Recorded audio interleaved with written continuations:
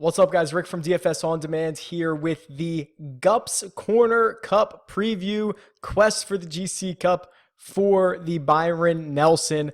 Let's look back at the Wells Fargo last week. It has been a little bit of a bad run for us. If you remember 2 weeks ago, I forgot to put a lineup in, which was not ideal. Someone did reach out and let me know I would have finished 29th in that. So we started Sunday in second.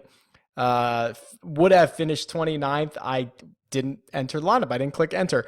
So we didn't get any points for that. And then we missed the cut this week in, or for the Wells Fargo Championship, excuse me. And looking at the lineup, which I have up on the screen right now, I feel better about this lineup than it actually ended up. So it ended up finishing 97th. Remember, I believe it's top 70 in ties.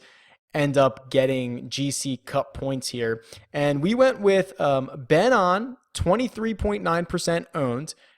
Ended up withdrawing during the final round. So we got 52 DraftKings points out of him. Lucas Glover, 7.3% owned, finished T31st, 65.5 DraftKings points. JB Holmes, that was a good one. 9 over, withdrew after the first round after shooting an 80. 2.5 DraftKings points. Luke List, 27.5% owned, T65.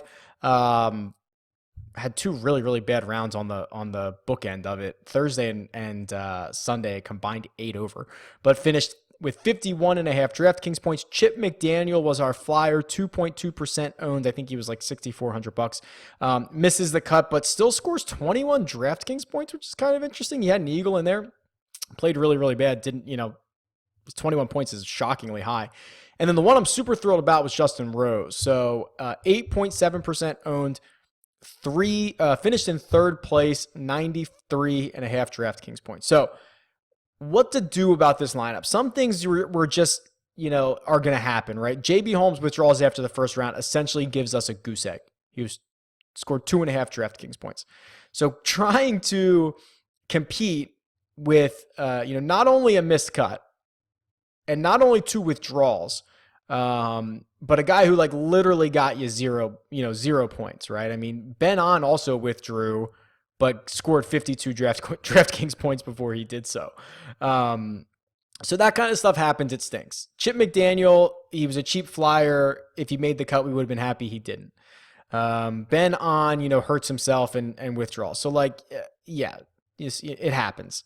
What I liked about it was getting Lucas Glover at 7.3%. Now, he didn't necessarily cash in. He only finished T31, but those are the types of guys who looked like a really good course fit, played well enough, just, didn't top 5, didn't top 10, anything like that. But to get him at 7.3% owned in that field, I thought was really good.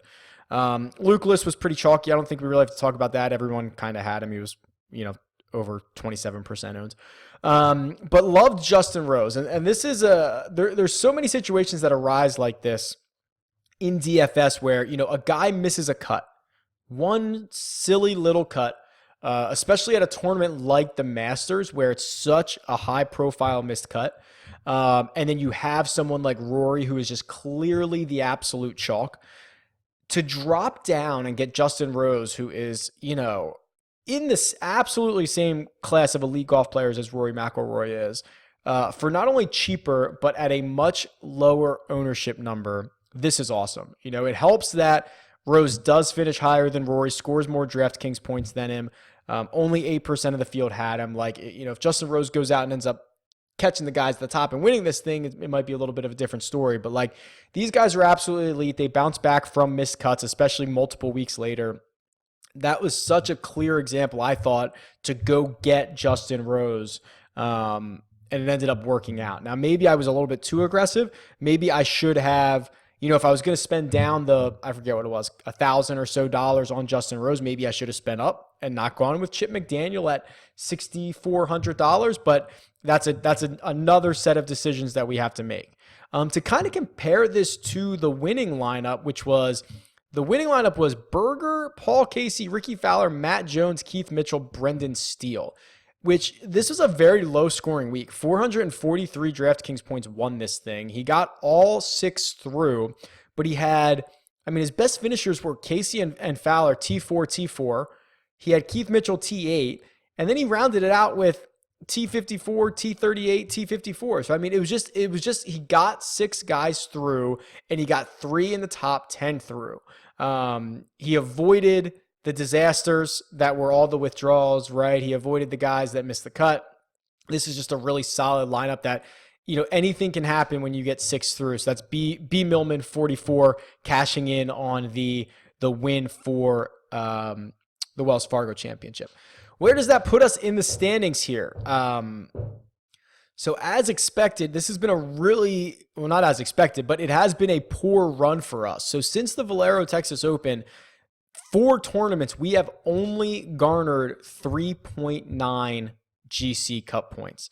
Obviously, we had the goose egg here at the RBC Heritage that would have been 29th place points, which would have been helpful. What would that have been? I don't want to play the what if game, but we'll play it for a second. So that would have been about 29. So let's round it up, call it 30. So 30 more would have been 320. So we basically only have blown, 6 points or so, or six spots in the standings here. So not end of the world stuff, but this has been a really bad stretch for us. The match play was great. We got 135 there. But we've got to figure something out. So what we're going to do for this week at the Byron Nelson, I found this to be a fairly difficult build. I opted for a more balanced one. I think I would have loved to have gotten Koepka or Matsuyama in some of these lineups, but I did not feel comfortable going deep into the 6,000s like I usually do. I usually go down there and pick a flyer and figure, hey, if he makes the cut, I'll be fine. I didn't feel that comfortable this week. The lowest I went was Adam Schenk, who at $7,000 just felt a bit underpriced for me. Coming off a T13 at the Wells Fargo, he had a T7 at the Valero, makes a lot of cuts, scores a lot of DraftKings points compared to his peers. That felt right. Pat Perez, I thought, this is probably the flyer here, right? Pat Perez, we haven't seen much of since March. There's speculation. There's so much speculation. I thought he popped his Achilles. Someone told me he tore his calf. Someone then tweeted me and said he was suspended for marijuana use. I'm pretty sure that's not the case.